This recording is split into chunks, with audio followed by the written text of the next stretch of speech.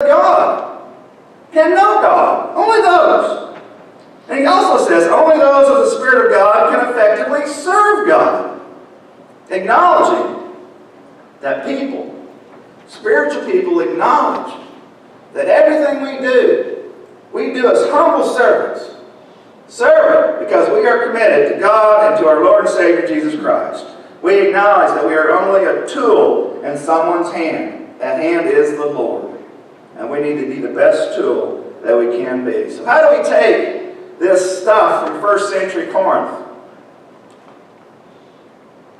and apply it to a 21st century situation? I fully affirm that all the instruction in the New Testament is applicable today just as it was back in those days. The truth is still the truth. The truth will continue to be the truth for the Christian community until the Lord returns.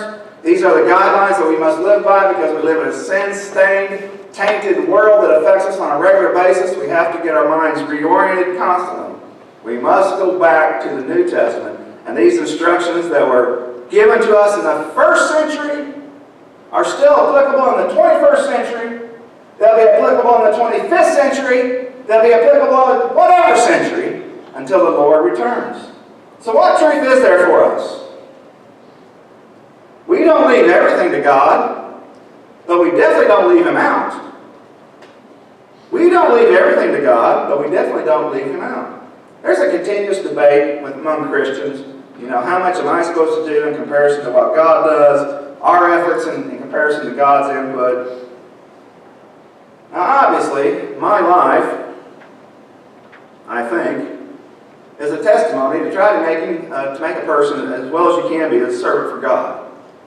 I've had 14 years of biblical education. I'm still doing the research. And, when I told people that I was certain that God was leading me to do my PhD education, people looked at me funny and thought, well, why do you need that? Well, I do think this is what God was wanting me to do, no doubt, because we prayed about it. I didn't even want to do it. And it was like God just had to slap me around a couple times to get me reoriented what He wanted me to do. I know God wanted me to do this, even though other people thought that this probably was not necessary. But I wanted to make myself the best tool that I could be for God. I'm going to tell you, my PhD experience was not fun. It was, pardon my language, it was a living hell. We had to read 2 or 3 books a week to stay up and then write on these books.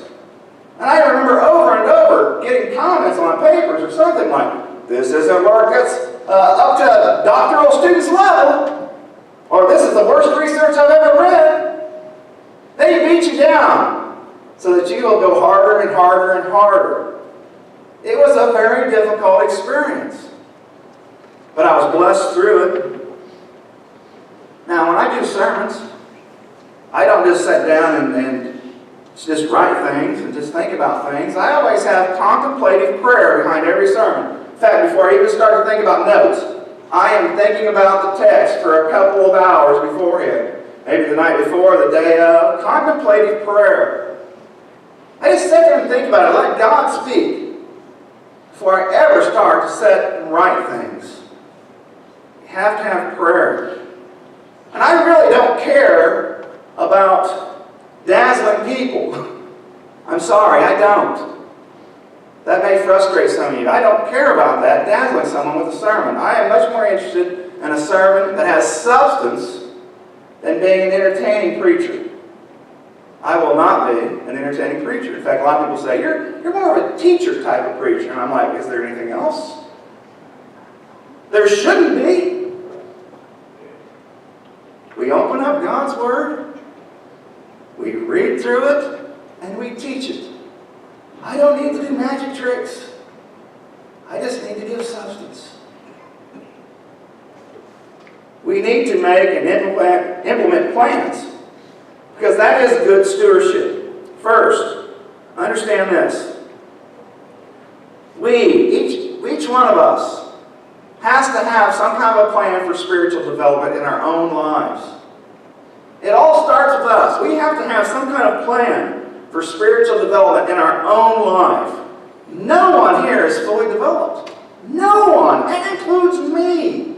No one. No one should say, oh, I know the Bible, I've read it a couple times.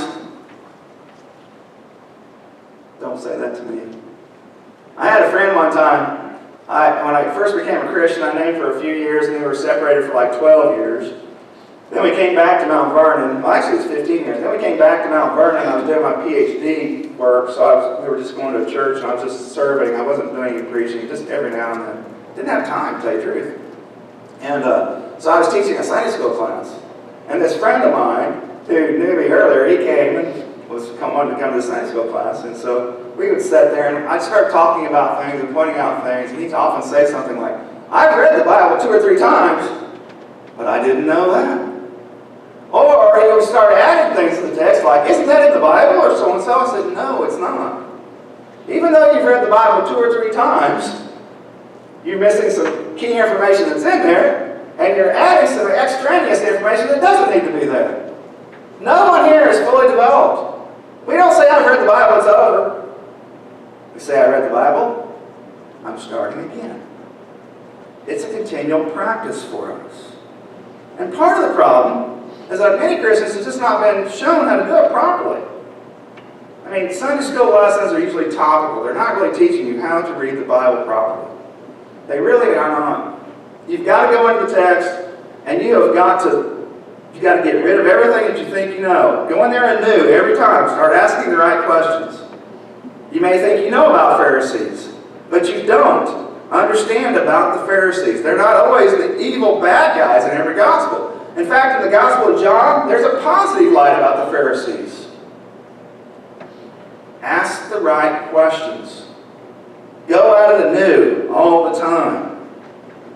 Learn how to pray properly. We've conditioned ourselves, basically, you have your prayer list, and we think this is prayer. This is part of prayer, but it's not all. Go and have a time of silence with God. Open yourself up to God. Think of yourself being in His presence. Act and think. Believe that God's presence is with you right there. Be still and know that I'm God. Psalm 46:2. Some great advice. We need to prepare ourselves for every Sunday morning service. This is truly a special time. I hope you're preparing yourself. Maybe you're singing praise before you get to the church. Maybe you're having a time of Bible reading. Maybe you're having contemplative prayer. I hope whatever you're doing, you're trying to remove the clutter from your life so that God can fill you. Because we need this every week. Because when we go out into the world on Monday, you will be hammered with secularism. You will be hammered with horrible things going on. They'll beat you up. They'll drag you down. We've got to remove that stuff, prepare ourselves for Sunday morning, so that we can be filled and re-energized. Second, with a proper spiritual development, when we have that in our life, it produces a focus on God's directives, on His purposes. So no longer are we thinking about what I like I like that song and not that song. We're not thinking that way. We're just thinking, focus on God. Focus on God. That's all we're thinking. In fact, I know you've heard this verse over and over and over. It's very popular in Christianity, and it's a good verse. Romans 12:1. What does Paul say in Romans 12:1? Well, let me read it to you. He says, therefore I urge you, there we come up again, I urge you, polite suggestions. Therefore I urge you, Christian brothers and sisters, by the mercies of God, this is the means that happens, by the mercies of God, to present your bodies as a living, holy sacrifice pleasing to God. That, or this, is your reasonable service. Not worship like the NIV. Service. This is your reasonable service. And he goes on and says, be transformed in the renewing of your mind. We have to get our mind right so that we can be the type of tool that God can use. A holy, acceptable to sacrifice. Without regular interaction with God, you will be overwhelmed with junk. It's on our TVs, it's on our radios, it's on the internet, it's in the break room conversation. You will be overwhelmed with that stuff. You have to have God in your life on a regular basis. Paul's example in this Corinthians chapter 2, verse 4, he talks about letting God be at the forefront and placing himself in a diminished role. He says this, he says, I did not come with persuasive words of wisdom. So Paul says, I didn't come with persuasive words of wisdom or with eloquent wording to try to promote myself so that you might be attracted to me, so that you might want to follow me. He says, I didn't come that way. But he says, I came this way, but with the proof or the testimony of the Spirit and of power.